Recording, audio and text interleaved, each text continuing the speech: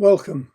This is one of over 200 talks on the history of Western art, and I've arranged these talks chronologically. I start with cave art through to art produced in the last few years.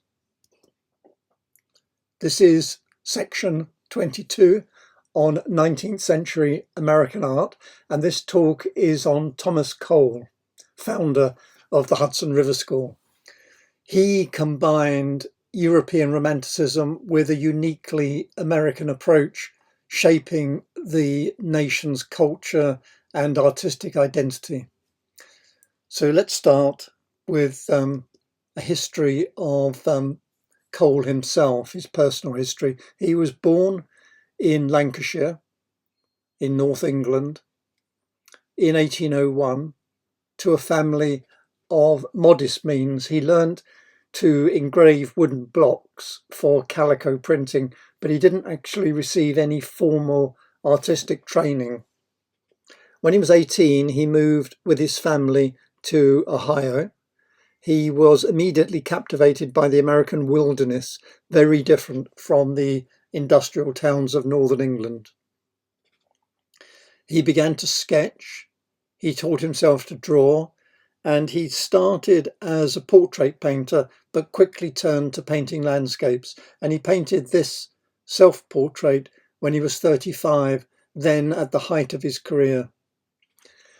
He'd recently returned from a European tour when he painted this, and he was working on his monumental cycle of paintings called The Course of Empire.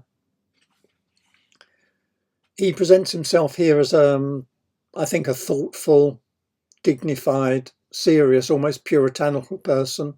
And he was known to be a modest, religious and deeply thought of artist. And this portrait reflects that and his vision of art as a vehicle for truth, honesty and spirituality. Lake with Dead Trees is one of the first works that drew serious critical attention, and it marked his emergence as a distinctive voice in American painting. This scene depicts a still lake in the Catskill Mountains, its waters broken by the stark silhouettes of bleached dead tree trunks. Beyond, you can see the rugged landscape, forested slopes, dramatic sky. And the setting is not an exact topographical view, but an imaginative composition based on the sketches he made while walking through the Catskills.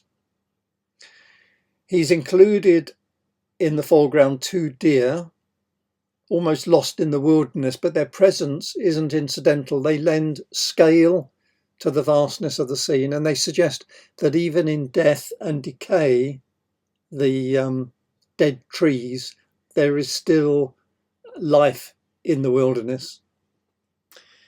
When he painted it, he was 24 years old. He'd recently arrived in New York from Ohio, and he was struggling to establish himself. His early attempts at portraiture had brought little success, but in the Catskills, he discovered subjects that fulfilled his romantic sensibilities, and there was a public at the time eager to see the grandeur of their own land painted with seriousness. So when it was exhibited in 1825, critics praised its freshness and originality. The New York Evening Post described the boldness of design and the wildness of the scene. And these attributes set him apart from the more genteel landscapes that were then in fashion. So he's transformed a remote, untamed view into a poetic vision of nature's grandeur. And this painting announced the arrival of a new school of American landscape painting, later in the century named the Hudson River School, of which more later. Catskill Falls is amongst his most celebrated early landscapes, and it helped to solidify his reputation as the foremost interpreter of American wilderness. He painted it around 1826-27, and it depicts one of the Catskills' most famous natural landmarks. It's a two-tier waterfall that plunges nearly 260 feet, surrounded by steep cliffs and dense forest. And for many visitors, the Catskill Falls epitomised the grandeur of the Hudson Valley, and Cole has given the falls a visual form with romantic awe. The painting presents the falls from a low vantage point, giving it drama. The water descends in two stages, framed by rugged rock and encroaching forest, and at the base you can just about make out tiny human figures, barely noticeable against the immensity of the landscape, and this underscores the scale and sublimity of nature. But their presence also suggests the experience of tourism and discovery. And by the 1820s, the Catskills were becoming a popular retreat for city dwellers, and Cole had travelled there on sketching expeditions many times after he settled in New York. They're about 100 miles north of New York, west of the Hudson River. The beauty and grandeur of the American landscape carries symbolic weight because their untamed power evokes feelings of the sublime, and their location within a wild landscape speaks of the Americans' idea of a new Eden. Critics were enthusiastic. Reviewers praised his ability to convey both topographical accuracy and emotional resonance, and his treatment of light, atmosphere, and natural detail distinguished him from early American landscapists. This is slightly different. It's Julie New or view near Ticonderoga. Ticonderoga is an early work that established his reputation. At first glance, it appears to be a straightforward landscape, but you can see in the foreground two figures, and that is a literary reference. So it's not just a topographical scene. There's a story being told. You can see they're dressed in military dress. And what he's done is he's painted a scene from a short story called Julinu, or Jelinu, A Tale of Albany and Ticonderoga 70 years ago, by Julian Verplankt. And in the story, Major Edward Rutledge and his friend Captain Herman Cuyler, who fought at the Battle of Carillon in July 1758. During the battle, Rutledge was wounded, and he was carried from the battle by Cuyler. They were then separated, and the painting here shows the scene where Cuyler finds Rutledge wounded and dying, and Rutledge dies of his wounds the same day, the day he was supposed to marry his fiancée, Julina Van Dyke, who was the sister-in-law of Cuyler.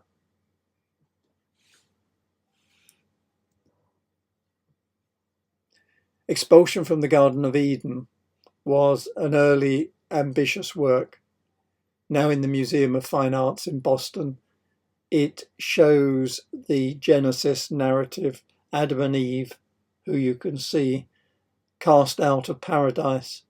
But Cole treats the subject less as a biblical illustration, more as a vehicle for landscape and allegory. The couple are small, humbled, covering their faces, moving from the right side of the canvas through a natural archway into the left side, which is dark, savage wilderness with blasted trees, ominous rocks, a wolf, a vulture, volcanic peaks. And Cole, I think, chose this to explore moral and spiritual dimensions tied to nature. Eden represents innocence and divine order. The fallen world represents exile, loss, and the consequence of knowledge. The division of the canvas into these two worlds shows Cole's growing conviction that landscape painting could do more than delight the eye. It could carry ethical and spiritual weight. He'd long been impressed by European romantic literature and art, and Expulsion shows, I think, echoes of John Martin's, the English artist's, illustrations for Paradise Lost, particularly their dramatic scale and theatrical use of light. Cole was still in his 20s at this time and still struggling for recognition. But this painting, which was exhibited in 1828 at the National Academy of Design, alongside another religious work, although they failed to sell immediately, they did attract attention and patronage. In particular, Robert Gilmore encouraged him to pursue what was called a higher form of landscape painting. The critical reaction was mixed, but respectful.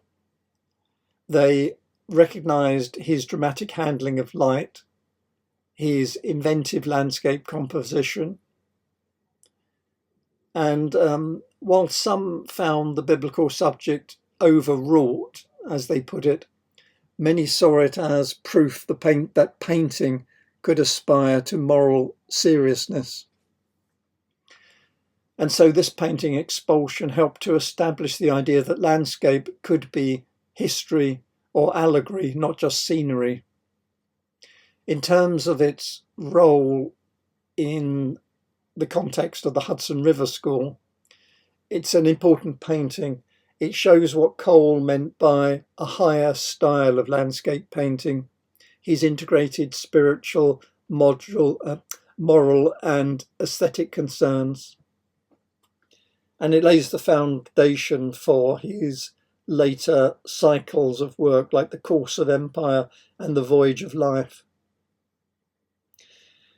Artists in the school, and when I say school, it wasn't a specific collection of artists, it was artists all motivated by similar feelings about the role of landscape, using nature as a metaphor, nature as a moral vision, showing drama through the use of light and scale, wilderness versus cultivation, the contrast between the two. And so this work is a foundational work for the movement's identity.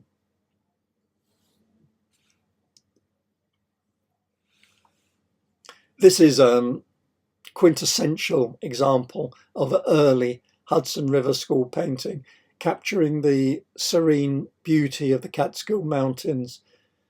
It shows a tranquil summer evening on Catskill Creek. It's called View of Catskill Creek.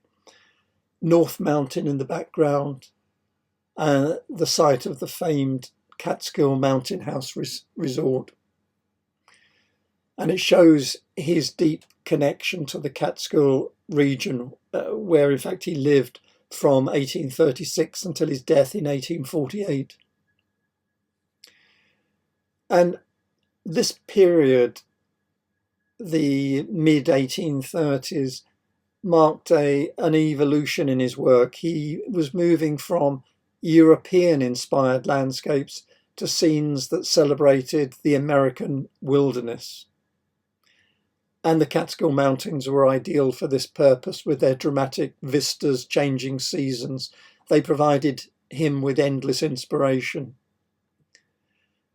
The critics praised him for the meticulous detail, the emotional depth, and his work was seen by the critics as more than just a representation of nature. They saw the moral and philosophical undertones.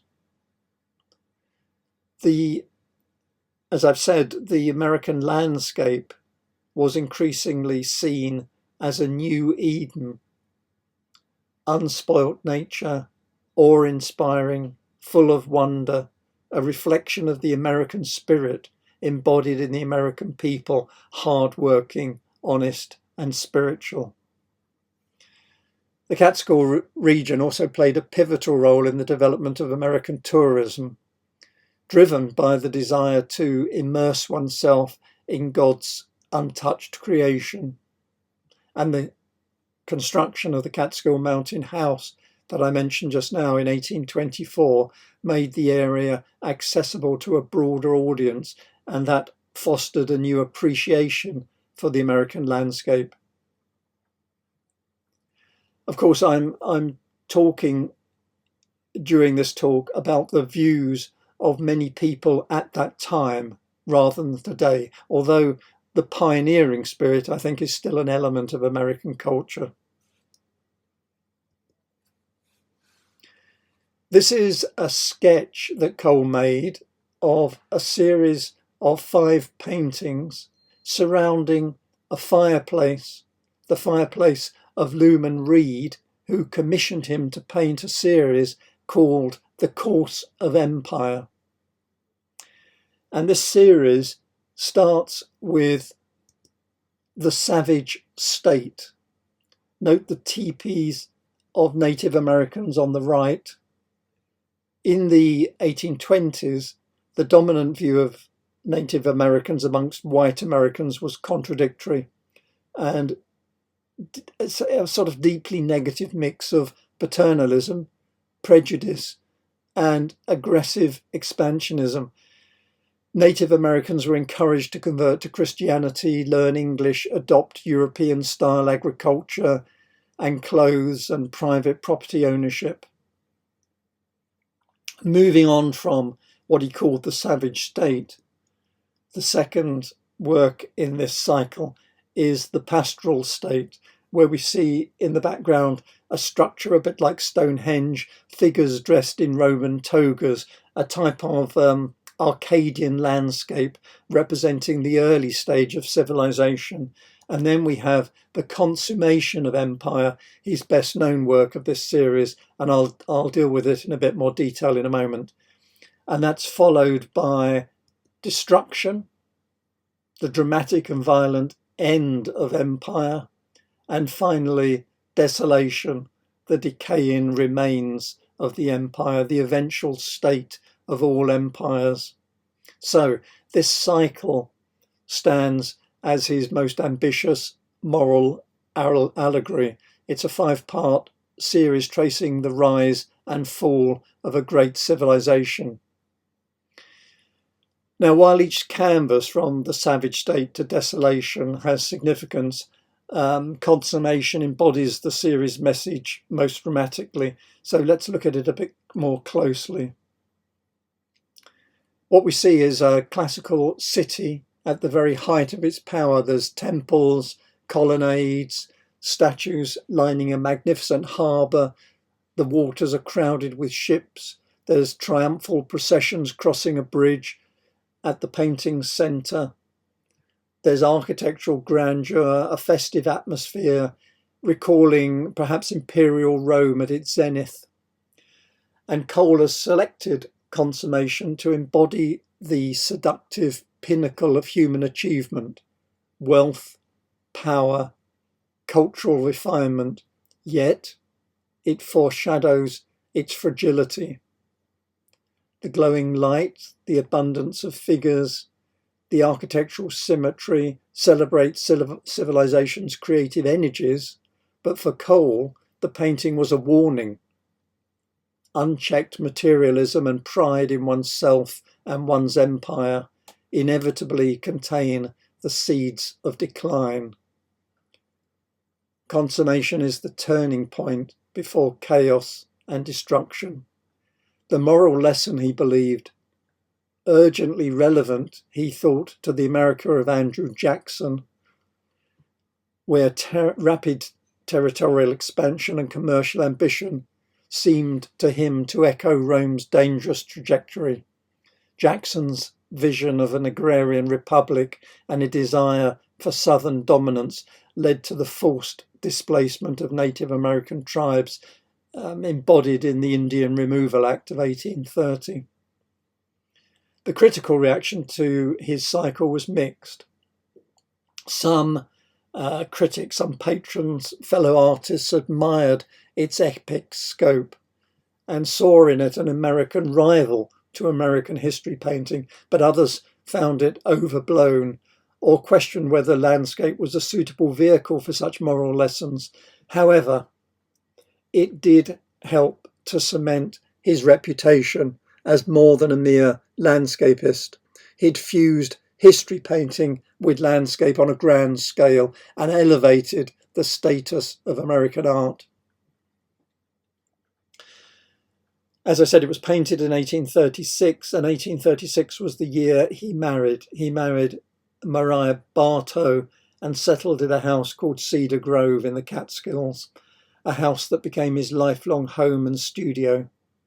Over the years, they had 5 children, and over the years, his reputation continued to grow from this point onwards. This is view on the Catskill, early autumn.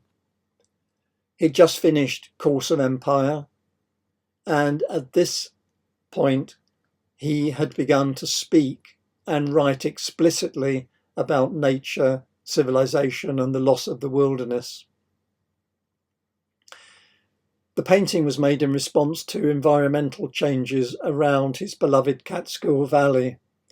The Canijoharie and Catskill Railroad was being built through the region in 1836, the year he painted this, and it threatened trees, forest, and the quality of the natural scenery. Cole expressed here his deep distress, and in letters to friends and patrons, it's what he called the ruthless sacrifice of the landscape. And at this time, he also published Essay on American Scenery and laid out his ideas about the aesthetic and moral value of rural nature, which was being encroached upon by industrial progress. What we see here is calm and idyllic. There are pastoral figures in the foreground. There's a woman with her child, a man rowing a boat, a man in a field with horses, all reflecting human presence, living in harmony with nature, although perhaps the tree stump on the left of a clearly felled tree serves as a warning symbol of what's being lost. And he painted this as a sort of nostalgic portrait of the Catskill Valley before its transformation and a moral warning. He wanted to preserve visually what he felt was being destroyed. So it's less a literal topographical record, it's a composite, an ideal view drawing upon many sketches that he'd made, but omitting many of the scars of development. So it's an homage, a protest, it's celebrating the beauty of nature, it's foregrounding the pastoral ideal and lamenting the coming loss.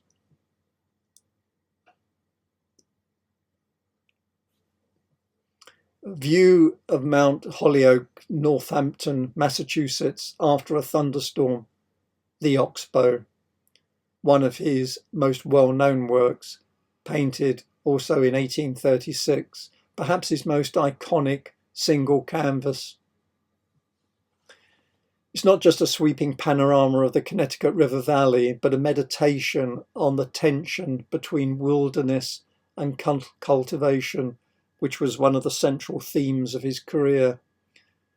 From the dramatic height of Mount Holyoke, he's showing a broad landscape, clearly divided into two. On the left, a wild, storm-lashed wilderness, dark, unbroken trees, jagged slopes, heavy clouds still rolling across. And on the right, the landscape opens up into a serene, sunlit river valley with an oxbow lake curving visibly around amid a patchwork of farms and settlements. Cole, let me show an enlargement. Cole even placed a symbol of himself on the scene, a stool, an easel, an umbrella in the central foreground. So this, in a form of a symbolic self-portrait, underscores his mediating role between nature and culture, wilderness and art. His vantage point situates him at the hinge between the two halves, suggesting that he, the artist, like the nation, must choose a path forward. It was painted the same year as The Course of Empire, and together I think they form a statement on America's destiny. Empire warned of the dangers of hubris. The Oxbow posed a subtler question. Should America remain in a state of sublime wilderness or embrace the pastoral ideal of cultivated progress? In the context of the Hudson River School, this is another foundational work. It unites grandeur, allegory, and topographical precision. And his successors, including his pupil, Frederick Edwin Church, would build on this model, blending spectacular scenery with reflections on America's cultural and spiritual identity.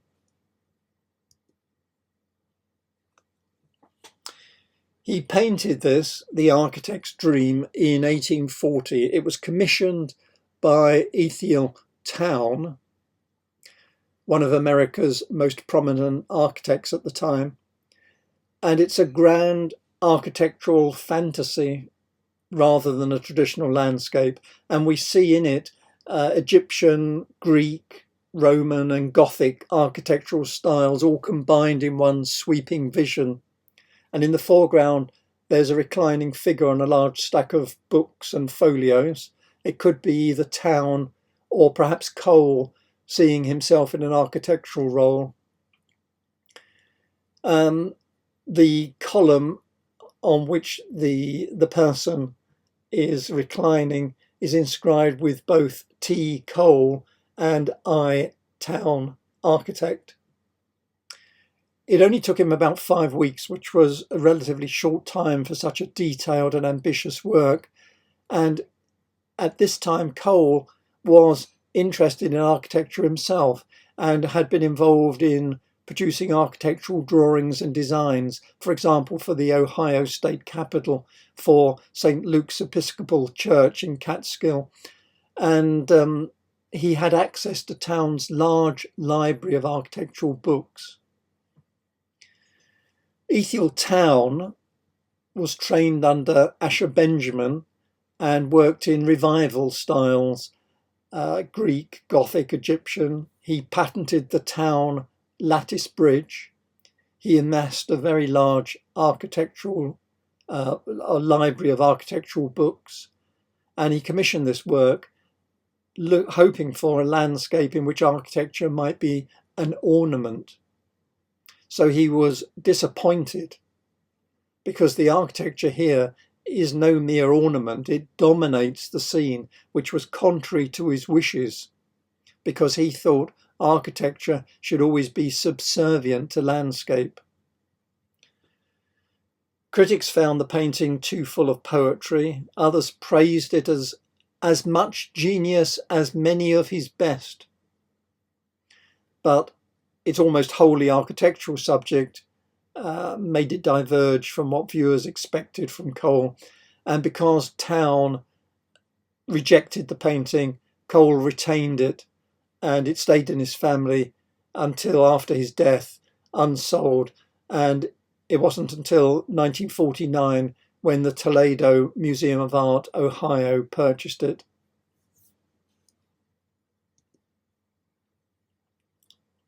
By the late 1830s, Cole had developed a reputation beyond mere landscape painting, and he wished to convey moral, spiritual and religious ideas through nature.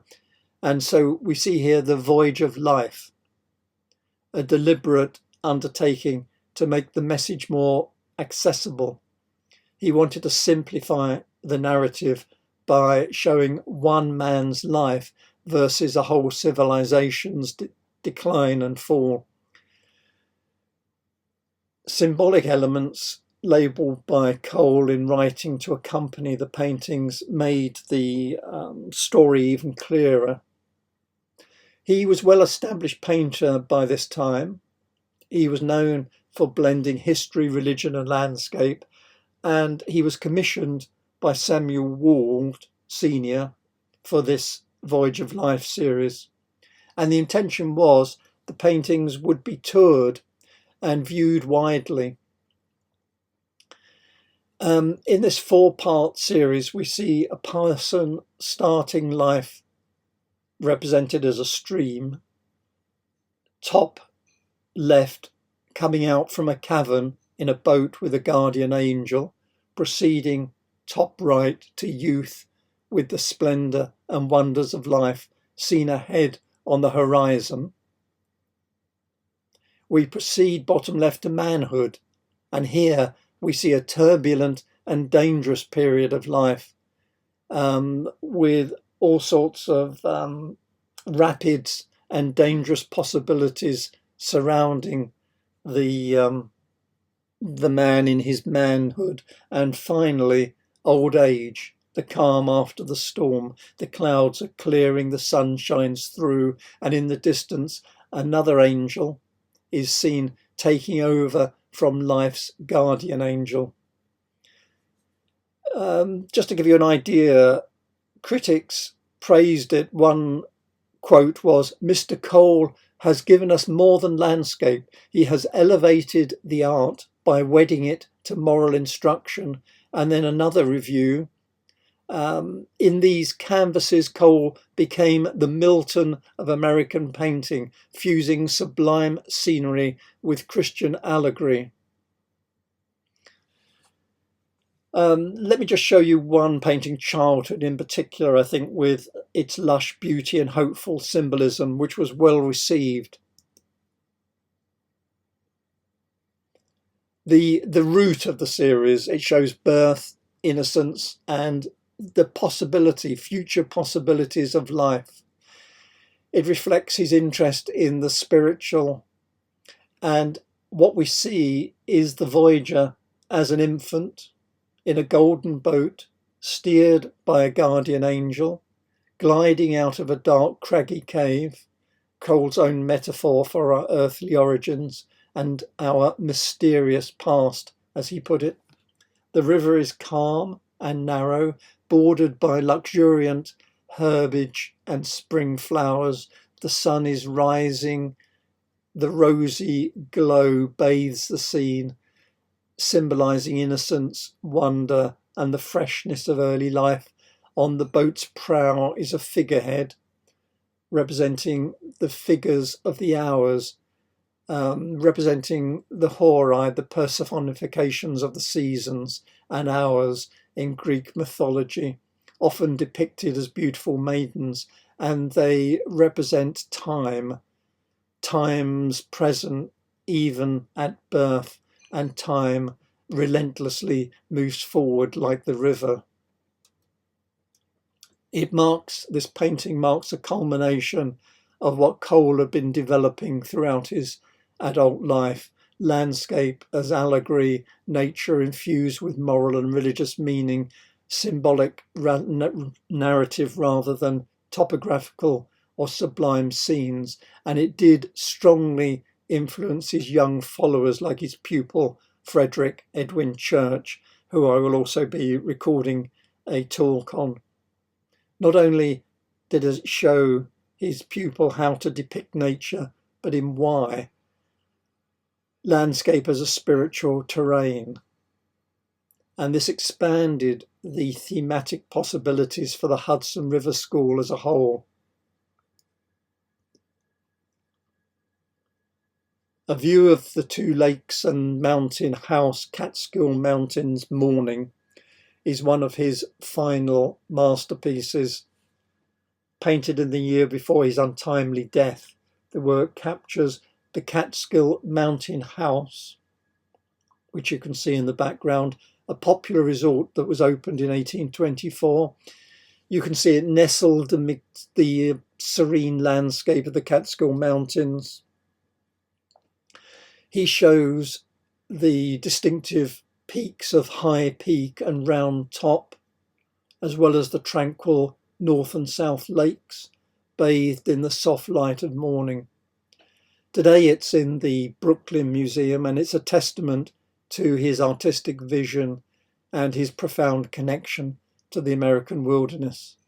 It shows his technical skill, but also reflects the cultural and spiritual values of 19th century America, highlighting the nation's reverence for its natural beauty and the emerging identity of America and American art. Finally, Prometheus Bound, a different work, one of Cole's largest and most ambitious work. It shows the Greek Titan Prometheus bound to a rock, enduring daily torment as an eagle devours his liver, which regenerates each day, a punishment imposed by Zeus for stealing fire and granting it to humanity. Cole is showing us the vast, desolate landscape surrounding Prometheus, highlighting his isolation and his suffering. The use of light, particularly the rising sun and the planet Jupiter, Zeus's Roman counterpart, adds a celestial dimension to the scene.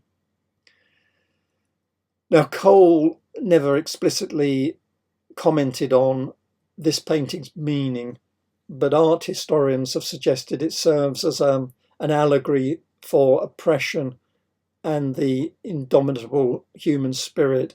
Some interpretations link the image to abolitionist sentiments, viewing Prometheus's suffering as symbolic of the plight of enslaved individuals. The shackles binding Prometheus are particularly poignant, potentially representing the chains of slavery and tyranny.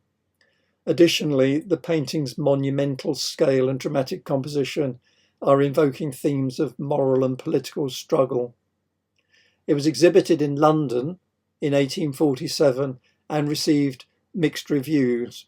It was displayed at Westminster Hall, and it was part of a competition to decorate the Houses of Parliament, but its allegorical subject matter was deemed unsuitable in the British context, and it was eventually placed high on a wall of the exhibition. In other words, it was what was called skied, which limited its visibility and impact.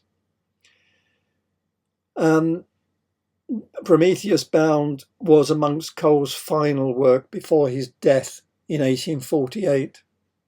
And at this time, he was deeply engaged in exploring themes of human suffering and moral consequence, reflecting his personal concerns and broader social issues of the time. He died unexpectedly, aged just 47. He died from pleurisy, which is an inflammation of the lining of the lungs. His premature death ended his prolific career, and that career significantly influenced American art. And despite his relatively short life, Cole's legacy endures through his role as founder of the Hudson River School, an art movement that celebrated the American landscape and emphasized nature's grandeur and the human spirit's connection to it. Thank you for your time and attention. I look forward to giving you the next talk in the series. Thank you for now, and goodbye.